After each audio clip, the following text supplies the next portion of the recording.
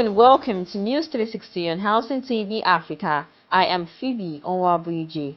The headlines: Federal government launches Real Estate Investment Fund.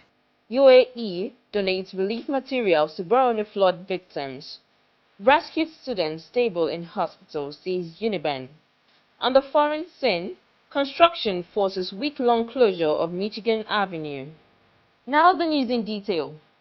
The federal government has launched the Ministry of Finance Incorporated Real Estate Investment Fund aimed at addressing Nigeria's housing deficit by partnering with the pension and financial sectors to provide affordable housing.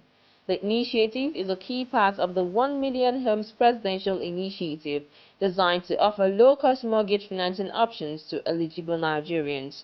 According to a statement from the Federal Ministry of Finance, the MREIF will revolutionize the housing sector by giving more Nigerians access to affordable homes.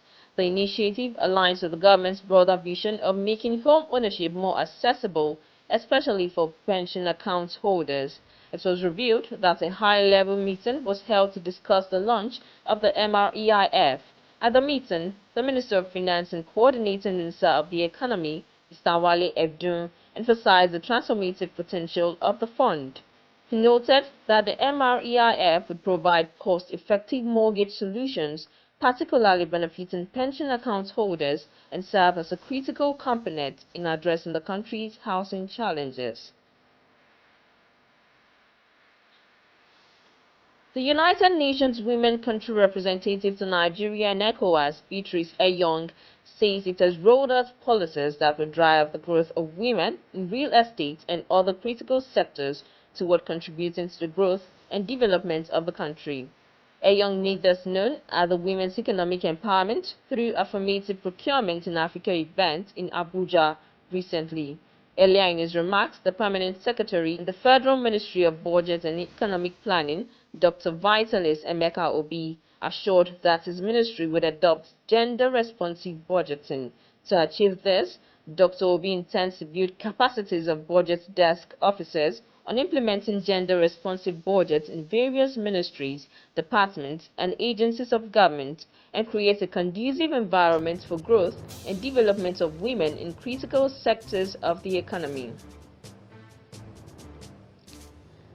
Now, the Nigerian real estate market faces challenges such as rising property prices, limited infrastructure, and inconsistencies in property rights and ownership, making home ownership increasingly unattainable for the average Nigerian.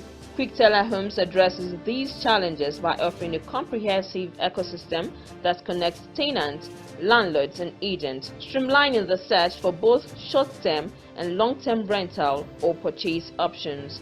At the recent Small Fair 2024 held at the Pistis Conference Center in Lekki, Lagos, Quickteller Homes emphasizes commitment to tackling the dominant issues in the housing sector by offering installment payment options, transparent property listings, and streamlining the rental or purchase process, which plays a key role in connecting tenants and buyers with available properties more efficiently. Now, the University of Benin says the 3 students rescued from the collapsed story building at Ekosodin community are now in stable condition at the hospital. Recall that some Uniben students were trapped under the rubble of a collapsed building in Ekato Street in Ekosodin on Saturday. Ekosodin, a community predominantly occupied by Uniben students, shares borders with the University of Benin. A downpour had started on Friday in Benin and lasted until Saturday morning, resulting in the building collapse. A rescue team was deployed to the scene to extract injured students, with some requiring hospitalization. The rescue team comprised staff of the Security and Fire Service departments, the health center, students, and the police. According to an eyewitness, the collapse took no life but left several students injured.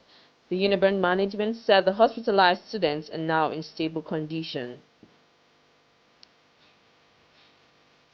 Now, in a bid to alleviate the suffering of flood victims in Borno State, the United Arab Emirates has donated no fewer than 50 tons of relief materials to the flood-ridden states.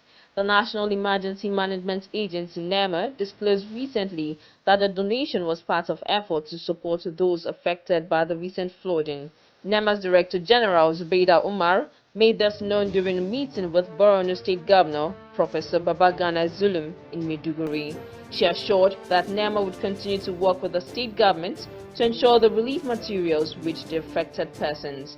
Zulum urged NEMA to collaborate closely with the State Emergency Management Agency SEMA to address the humanitarian crisis exacerbated by the collapse of the Alau Dam. On the foreign scene, as the Bank of England's first interest rate cut in more than 3 years in greater political certainty after July 4th's election-boosted activity, property website Rightmove says Britain's housing market has recovered momentum in September. Rightmove said average asking prices for homes increased by 0.8% after a sharp 1.5% drop in August. September's rise was double the average for the time of year in the series and the biggest for the month since 2016. Compared with a year earlier, asking prices were 1.2% higher at £370,759. Michigan Avenue will be shut down between Indian Road and Murphy Road from Monday, September 16 at 7 a.m. to Friday, September 20 at 5 p.m. A notification from Sanya Lambton Alert said this is to allow for site servicing operation at 939 Michigan Avenue. Meanwhile, in a post to X, Northern Collegiate High School said it will remain open to students for the week. The said buses will run as scheduled, but access to the south parking lot of Michigan Avenue will be closed. They are asking parents to respect bus loading zones along Indian Road and keep them open to buses between the hours of 7:50 a.m. and 8:20 a.m. and 2 p.m. to 2:30 p.m. Students are being encouraged to walk to school if possible to reduce traffic congestion. More stories on Housing TV News at the top of the hour. I am Phoebe Onwabuje. Thanks for watching and bye for now.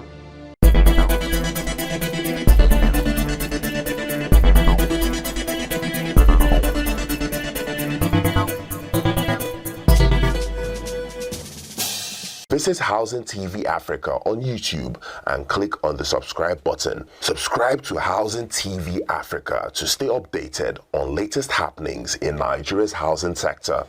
Follow our social media pages, like and share our posts on Facebook, Housing TV Africa, on Twitter, Housing TV Africa, Instagram, Housing TV Africa. Join the conversation and keep up with latest housing updates. Housing TV Africa, your first in housing development broadcasting.